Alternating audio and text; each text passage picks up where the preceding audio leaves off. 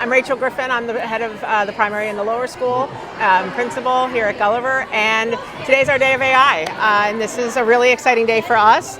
It's giving children the opportunity to understand more about what AI is, thinking about ways to use AI safely, thinking about the fact that AI can actually exist and be infused in all of the learning that they do.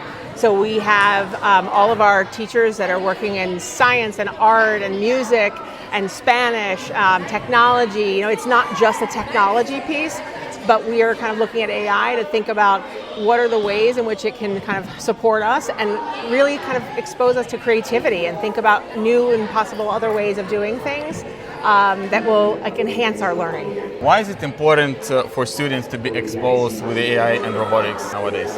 I think it's really about kind of expanding your world, thinking about having ideas and being able to carry those ideas out in meaningful ways. And so it's about tinkering with something and exploring, bringing out the critical thinking and the questioning, and how might you find the answers to the questions that you might have, and go a little bit more deeply into research or try something that maybe take a risk, like you haven't tried something before, but this might expose you to something new or a different way of thinking about it. But also it's really about sort of efficiencies and thinking about ways that we can kind of do something more efficiently, and I think there's an evolutionary process there. What do you hope students will take away from today's AI and robotic event? My hope is that they have a great time. Learning is always fun, that it's exposure to something new. It expands their minds a little bit and thinking about opportunities and possibilities.